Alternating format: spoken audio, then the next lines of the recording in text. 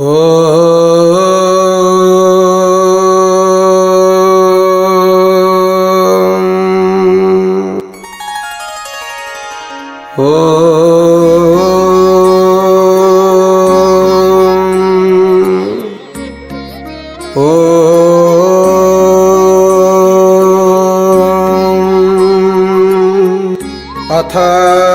सिद्धकुंजिका स्तोत्र।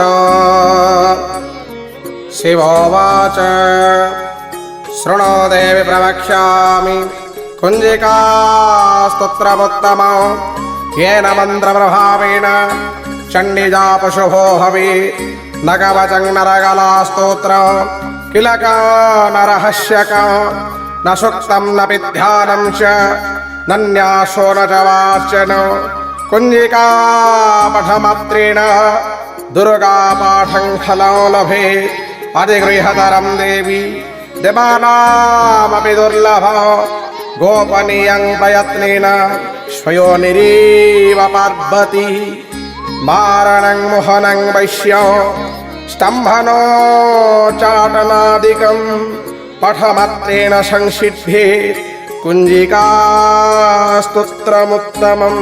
अथ मन्त्रः ॐ ऐं ह्रीं क्लीं चामुण्डायै विचे ॐ ग्लूं हूं क्लीं जूं सः ज्वालय ज्वालय ज्वल ज्वल प्रज्वल प्रज्वल ऐं ह्रीं क्लीं चामुण्डायै विचे ज्वलं हं शं लं क्षं फट् स्वाहा इति मंत्रः। नमस्ते रुद्ररूपिण्यै नमस्ते मधुमर्दिनी नमः कैटभहारिण्यै नमस्ते महिषार्दिनी नमस्ते शुम्भहन्त्री च निशुम्भासुरघातिनी जाग्रतं हि महादेवी जपा सिद्धि कुरुष्व मे ऐङ्कारी सृष्टिरूपायै ह्रीङ्कारी प्रतिपालिका क्रीङ्कारी कामरूपिण्यै बीजरूपे नमोस्तुते चामुण्डा चण्डघाती च जयकारी वरदायिनी बिच्चे चाभयदा नित्यं नमस्ते मंत्ररूपिणी धां धीं धुं धुर्जटेः पत्नी बां बीं बुं भगधीश्वरी क्रां क्रीं क्रूं कलिका देवी सां सीं सूं मे शुभं कुरु हुं हुं हुंकाररूपिण्यै जं जं जं जम्भनादिनी भ्रां भ्रीं भ्रूं भैरविभद्रे भवान्यै नमो नमः।